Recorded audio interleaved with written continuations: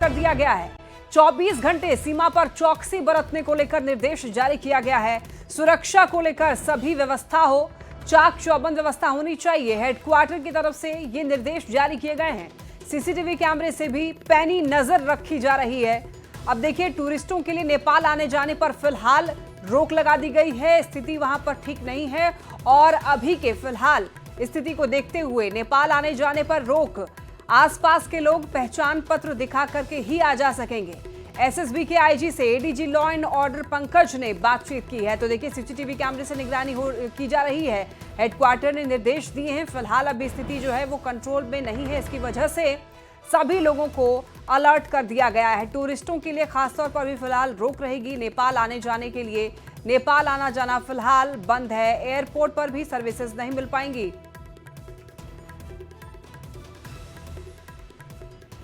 अब देखिए, नेपाल में हुए बवाल के बाद में अररिया के जोगबनी बॉर्डर पर एसएसबी के जवानों ने मोर्चा संभाल रखा है। जोगबनी के लोगों ने दरअसल ये बताया है कि नेपाल में राजनीतिक अस्थिरता का अभी फिलहाल दौर है।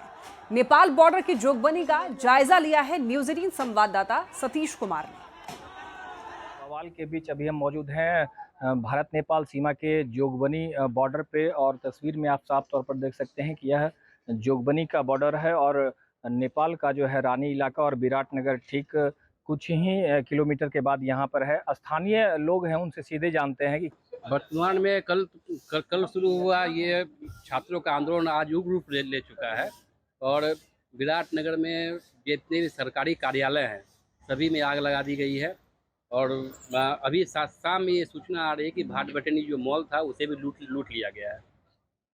और जिससे जैसे अधिकारी की हत्या की खबर जो आ रही है वो यहाँ से नहीं है, वो काठमांडू में एक डीएसपी है, उनकी हत्या की सूचना आ रही है। उन्हीं के इशारे पर गोली चलाई गई थी स्टूडेंट पर। छात्रों का कहना है कि उन्हीं के आदेश पे छात्रों पे गोली चलाई गई थी, जिनकी हत्या छात्रों द्वारा कर दी गई। सत्ता परिवर्तन अभी से पूर्ण रूप से हुआ नहीं है। जो भी सत्ता में आसीन लोग थे वो अभी सिर्फ अपना अपना त्यागपत्र दिए हैं।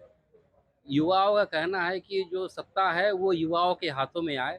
जो एक साइकिल बनी हुई थी नेताओं की, जो 3 या 4 नेता आपस में इस चक्र में आते थे और घूम फिर के वही लोग प्रधानमंत्री बन रहे थे। युवाओं का कहना था कि ये चक्र, ये साइकिल जो है ये ख़त्म हो, ये भ्रष्टाचारी जो नेता है ये जाए बाहर और नए युवा लोग आगे आए।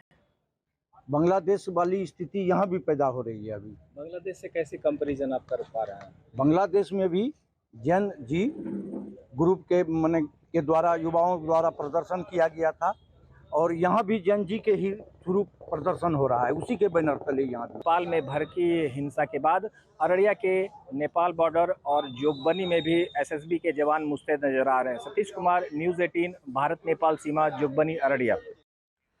देखिए, नेपाल में बवाल की तस्वीरें अगर आप देखेंगे तो आपके होश उड़ जाएंगे। प्रधानमंत्री आवास से लेकर के राष्ट्रपति के घर तक प्रदर्शनकारी पहुंच गए थे और आपको बताते चलें कि लोगों को नेपाल जाने की फिलहाल सलाह नहीं दी जा रही है। नेपाल में बवाल की तस्वीरें आप देख सकते हैं और ये जो तस्वीरें हैं वो काफ़ी भयावह है। आपको ये बताते चलें, वहाँ पर स्थिति फिलहाल जो है वो कंट्रोल में नहीं है। तो अब देखिए, नेपाल में हुए बवाल के बाद में अररिया के जोगबनी बॉर्डर पर एसएसबी के जवानों ने मोर्चा संभाल रखा है। जोगबनी के लोगों ने ये बताया है कि नेपाल में इस वक्त क्या स्थिति है। वहां पर राजनीतिक अस्थिरता का दौर है। नेपाल बॉर्डर के पास में यहाँ पर निर्देश दिया गया है कि सुरक्षा जो है और ज़्यादा बढ़ा दी जाए। तो 24 घंटे सीमा पर चौकसी, चाक चौबंद व्यवस्था वहाँ पर की गई है। सीसीटीवी कैमरे से भी नजर रखे जा रहे हैं। हर आने जाने वाले लोगों के पहले आईडी कार्ड देखे जा रहे हैं, उसके बाद ही लोगों को आने दिया जा रहा है। टूरिस्टों के लिए खासतौर पर यह ऐलान किया गया है कि फिलहाल अपने टूर प्लान कैंसिल कर दें नेपाल के लिए, क्योंकि वहां पर अभी फिलहाल राजनीतिक अस्थिरता है और ऐसी जगहों पर जाना बिल्कुल भी सेफ नहीं है। तो देखिए, पटना हेडक्वार्टर ने बिहार के लिए हाई अलर्ट जारी किया है, चूंकि बिहार से नेपाल का बॉर्डर जो है वो टच होता है और इसी वजह से यहाँ पर खास तौर पर चाक चौबंद व्यवस्था की गई है। सुरक्षा जो है काफ़ी ज़्यादा बढ़ा दी गई है, क्योंकि यहाँ से लोग आना जाना करते हैं और इसी वजह से लोगों को सुरक्षित रहने के लिए कहा गया है। नेपाल में देखिए, उग्र प्रदर्शन को देखते हुए नेपाल को लेकर भारत सरकार ने एक एडवाइजरी जारी की और लोगों को नेपाल नहीं जाने की सलाह दी गई है। नेपाल से सटे हुए बिहार के जिलों में सुरक्षा और ज्यादा सख्त कर दी गई है। बॉर्डर वाले इलाके में पुलिस प्रशासन और सशस्त्र सीमा बल यानी कि एसएसबी के जवान को तैनात किया गया है। तस्वीरें आप देख सकते हैं, ये नेपाल में बवाल की तस्वीरें आप देखिए। पीएम ओली की मूर्ति तोड़ी गई है, पीएम ओली के घर में तोड़फोड़ की गई और पीएम ओली का घर जला दिया गया। नेपाल की संसद को फूंक दिया गया, नेपाल के राष्ट्रपति का घर भी जला दिया गया। सड़क पर भीड़ ने कब्जा कर लिया। तस्वीरें आप ये देख सकते हैं, कम्युनिस्ट पार्टी के ऑफिस में भी हमला हुआ, आग लगा दी गई। नेपाल की आर्मी ने सरेंडर कर दिया। होटल हिल्टन में आगजनी की गई और नेपाल के मंत्रियों के घर भी जलाए गए हैं। तो ये अलग अलग तस्वीरें आप देखिए, जगह जगह तबाही की ये तस्वीर आप देख पा रहे हैं और ये तस्वीर देखने के बाद समझ आएगा कि नेपाल में इस वक्त क्या स्थिति है। तो देखिए, नेपाल में राष्ट्रपति और छात्रों के बीच बैठक की खबर मिल रही है। सेना की मौजूदगी में छात्रों से मुलाकात करेंगे राष्ट्रपति। प्रदर्शनकारी छात्रों से मुलाकात करेंगे राष्ट्रपति। प्रदर्शनकारियों और सेना के बीच बातचीत हुई है, तो राष्ट्रपति और छात्रों के बीच में बैठक की खबर मिल रही है और प्रदर्शनकारी छात्रों से बैठक करके उनकी मांगों को सुनेंगे। तो फिलहाल खबर ये मिल रही है कि एक बैठक होने वाली है और ये बैठक हो सकता है इस बैठक के बाद और ज्यादा शांति बहाल हो, लेकिन फिलहाल खबर यही मिल रही है कि वहां पर राजनीतिक अस्थिरता है। और देखिए, जो जानकारी मिल रही है कि सेना के मौजूदगी में ही मुलाकात होगी।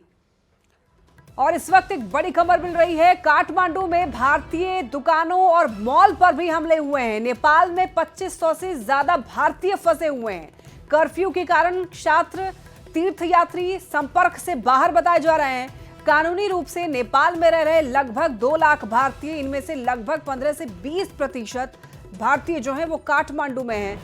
देखिए, नेपाल की राजधानी काठमांडू, वहां पर बताया जा रहा है कि 20% वहां पर इंडियन हैं और बताया जा रहा है कि वो लोग फंसे हुए हैं, उनसे कांटेक्ट भी फिलहाल नहीं हो पा रहा है।